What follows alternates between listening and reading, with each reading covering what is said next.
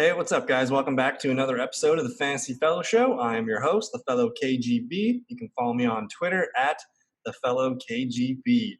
And I'm super excited. This is the last video of the 2020 team previews series. We're finishing up here, NFC West, Seattle Seahawks. So if you've watched all of these in the comments, let me know. That'd be great. I'll send you a free version of my 2020 projections template. I think that'd be something worth, as a gift. So let me know in the comments if you've watched all of them. Don't forget to like, comment all the videos. That would be great too. And we're just going to dive right into it here. We're looking at thefantasyfellowship.com. I did maybe 3 weeks ago, I uploaded my 2020 projection little video where I entered in, numbers and talked my process and stuff like that. So go ahead and check that video out. That one's really helpful as you begin to think about setting up the numbers for the projections. Let's get into it. Head coach Pete Carroll, offensive coordinator Brian Schottenheimer. These guys have been there for now their third season together. Pete Carroll's been there forever, but Schottenheimer, his third year in the system, he's been pretty successful with Russell Wilson in the running game. Rushing over 2,000 yards the last 2 seasons, and Russell Wilson throwing a lot of touchdowns. So the continuity, that's probably the word of the offseason. So drink, clarity, 2020, continuity is the word. So let's just look at the quarterback room. It's all about Russell Wilson. I don't know if another quarterback has attempted a pass for like 3 years with this team, but Russell Wilson, Geno Smith, Anthony Gordon, who they drafted. Let's see where they drafted Anthony Gordon. They picked him up, actually. Quarterback here. I think he played – where did Anthony Gordon play? I want to say Washington. Anthony Gordon, he did play at Washington State.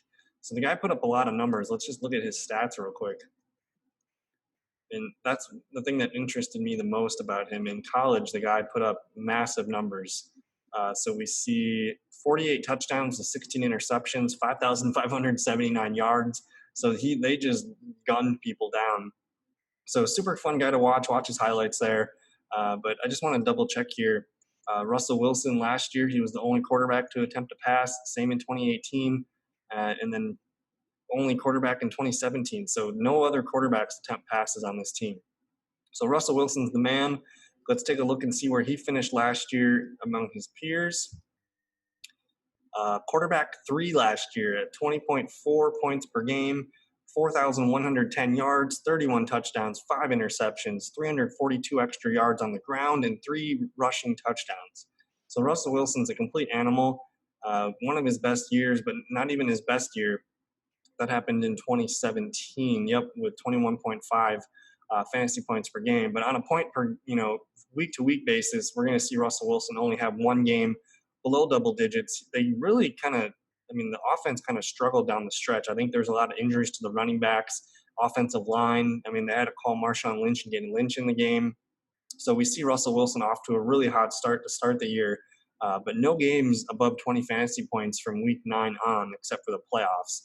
I guess week 17. So, if you look at what he did in the playoffs, 20.2, 21.5, 21.5, that's what he's going to average. He's going to get about 20 points per game. So I love Russell Wilson. Everything about Russell Wilson checks the boxes. He did come out as my quarterback number 4 in my projection. So he's a top 5 pick. If he falls anywhere outside, 4th, 5th quarterback on your draft day, that's value. Go ahead and snag him. So I love Russell Wilson there, and he does have the rushing upside. So everything about Russell Wilson's fantastic. Let's talk about the running game. Chris Carson, Carlos Hyde, who they added in free agency, Rashaad Benny, Travis Homer. They drafted DJ Dallas, and then some guys trying to make the team here. But last year, this team got really hurt down the stretch. Rashaad Benny, I think he tore both ligaments in his knee. Chris Carson got, I think, a fractured hip, and they had to sign Marshawn Lynch and rely on Travis Homer to get them, through the playoffs. So it wasn't great, but Chris Carson, before he got hurt, Chris Carson was playing I think he did finish as a running back 1. So Carson was having his best year of his career, and he saw a huge uptick in reception target work. 37 receptions on 47 targets, 266 yards, and 2 touchdowns. So that was really nice to see. He was averaging 16 fantasy points per game. He had 278 carries, 1,230 yards, and 7 rushing touchdowns. So Chris Carson was highly efficient last year, super consistent too. He only had 1 game below double digits early. He had another one week 12, but it was 9.7, so that's not too bad. And then he did get hurt in this week 16 game against Arizona Cardinals. But everything else, Chris Carson, he was playing like a low end RB1. So we're watching to see his health recovery. It sounds like everything's okay with his hip. And because Rashaad Benny his knee just got destroyed last year, so he's likely going to start the season on the PUP list. So he's not going to be back till week 7, 8, 9, 10 maybe. So we'll see about that. I guess it looks like Chris Carson's, it's his backfield. He's going to get the majority of the touches. I think I have him projected for another 260 plus carries this year. They did bring in Carlos Hyde, who's kind of a banger and can help keep Chris Carson healthy. So I'm interested in seeing how much Carlos Hyde gets worked into the offense right away. I think he's a guy that could get more carries in the beginning of the year. And if Carson, gets rolling, he might, command more carries as we go. So there is value for Carlos Hyde, I think, early on, especially while Penny's out. But I guess the only running back you're going to want to draft on draft day is Chris Carson, unless we start hearing excellent reports about Rashaad Benny, because when Penny comes back, they might, look to get Penny going. Because I guess if we look at what Penny was doing before he got hurt, Rashaad Benny was ready to break out. So he was kind of, used sparingly beginning of the year, but all of a sudden, week 12, Penny explodes for 14 carries, 129 yards, and a touchdown. And then the week after against Minnesota, he gets another 15 carries, 74 yards, a touchdown. Then he catches a touchdown too. So he was just starting to hit his peak here before getting, it was unfortunate. I remember watching it live, and his knee just blew up on him in the first quarter of this game after he just caught a really nice 16-yard catch too. So I love Rashaad Benny. We'll see if he can come back this year, but I don't think we can trust him for fantasy at any point during the season. So it's all about Chris Carson. Go ahead and target him early, and then maybe handcuff him with Carlos Hyde as your last pick. I don't know, because Hyde could be a guy that could steal some goal line carries and stuff like that. He's built like Chris Carson, so I like that.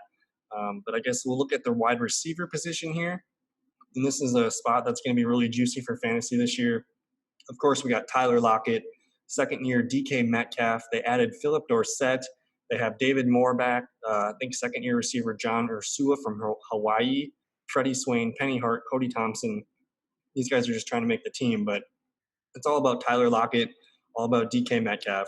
The thing that I noticed something, though, when I looked at this team last year, I was looking at their snaps and their formations, and they ran the most three wide receiver sets in the league last year. So Philip Dorsett's got some interesting best ball value for me. I don't know if you're going to ever start him consistently in a redraft league, but in a best ball format, I've been snagging Philip Dorsett as like my last pick. And at receiver position, you can wait and get some of these guys that are going to pop off for 4 to 6 touchdowns, and hopefully they'll score for you that week. But again, for redraft, it's all about Tyler Lockett, DK Metcalf. Let's look at their numbers real quick from 2019. Tyler Lockett, 111 targets, 83 receptions. Oh, those are my projections. Whoops. Let's look at these numbers. So 110 targets, 82 receptions last year for Lockett, 1,057 yards and 8 touchdowns. I think he finished as like wide receiver 10 or something like that. Let's take a look on the FF Today machine. So Tyler Lockett, he was wide receiver 13, so he just missed. He did get injured at the end of last year. I can't remember what week it was. It might have been Minnesota-Los Angeles game is where he kind of, it might have even been against Philadelphia, but he got hurt in one of these games that kind of took him down for about a month. But they're in the playoff stretches where he got really roared back up. So Tyler Lockett, he's one of the best receivers in the game. He has the chemistry with Russell Wilson. I think he's due a contract soon too. So Russell Wilson and Lockett, I mean, it's magic sometimes what they do. So Lockett, to me, he's a wide receiver 2 on draft day, but he's got wide receiver 1 upside most week. His highs are super high. And then, of course, we got DK Metcalf, who himself had a pretty fantastic rookie season, catching 58 of his 100 targets, 900 yards at 15.5 yards per clip, and 7 touchdowns. So I think Metcalf has the best ability to lead this team in touchdowns this year. I mean, 900 yards and 7 touchdowns as a rookie is an extremely good, place to start. And I think he's only going to do more for the Seahawks this year. So I love DK Metcalf, and he's a guy that you can get, in the 7th, 8th round, I think, maybe. And I guess let's just look at his week-to-week volatility. 11.9 fantasy points per game, but down the stretches where he started to get more consistent. And I guess a bad game for him would be, this 3 for 35, sure, or something like a 4 for 53, but he's going to get so many downfield targets that it only takes really one play for us to hit, and one of those might be a touchdown. But in the playoffs, he set a rookie record for, I think, receiving yards at 7 receptions, 160 yards, and one touchdown against the Eagles. He didn't play great against Green Bay, but he played really well in his 2 games against the 49ers, which is something that I took note of. He had 6 catches, 81 yards, and a touchdown week 17. And then back in week 10, he had 6 receptions for 70 yards. So that's like one of the best defenses with the best corners, and they couldn't even stop him. So Metcalf has as high as a ceiling as anyone at the ADP that he's being drafted at. So he's been a guy that I've been targeting aggressively. So I love both those guys. And then I mentioned Philip Dorsett and David Moore. Those guys are probably going to trade off at the wide receiver 3 spot, but I like Philip Dorsett to come in there and be the veteran that kind of takes over the spot there. And he's going to probably score 4 to 6 touchdowns this year. So I like that. But it's all about Metcalf and Lockett. So looking at the tight ends, we got Will Dissly and Greg Olsen. Will Dissly is recovering from an Achilles injury, and so I'm not really sure that's going. They're not probably going to put as much on Will Dissly's plate to start the year. That's why they brought in Greg Olsen. So I like Greg Olsen to start the year. We'll see if he can stay healthy, but he's got tight end 1 upside. But it really depends on Will Dissly's health during training camp. So he's the guy that I think we have to monitor the most on this team besides Penny. So we'll see if Dissly can get on the field right away. But it's looking like Greg Olsen's going to be probably the leading tight end target here. They do have Jacob Hollister re-signed, Luke Wilson. They drafted Colby Parkinson and Steven Sullivan. So snagging 2 tight ends in the draft is interesting to me. But Will Dissly, man, at the beginning of last year, he was tearing it up. I think he was a top 5 tight end. He was catching touchdowns. He was going deep. And I guess if we look here, week 1, he didn't do much. But week 2, 2 touchdowns, next week a touchdown, next week a touchdown, putting up some really good fantasy points before tearing his Achilles week 6 here against the Cleveland Browns. So we'll see if he can be ready. I don't know the timetable recovery for an Achilles injury, but I'm sure they're going to want to take their time with that. It's probably at least a 9 to 12 month recovery, which would put him almost ready for the start of training camp. So that's one of the big things to keep an eye on is Will Dissly ready to go for training camp? If they slow him along, that just means Greg Olsen's going to be the guy out of the gate to target. And Olsen can be one of those tight ends that could be part of your plan. You could snag him really late and start him week 1 and see how it goes. But it's hard for me to grade a tight end here for the Seahawks without knowing Will Dissly's training camp participation, but there will be production for these tight ends. I thought Hollister did some nice things down the stretch, but at the moment we're going to go with Greg Olsen being the leading guy. I just don't know if I really don't know if Seattle's going to have a tight end 1 this year. So that's what I'm going to say for now.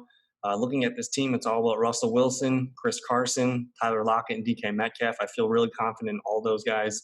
So feel free to target them, safely. And then the draft here, a lot of defense here at the start. Jordan Brooks out of Texas Tech in the 1st round.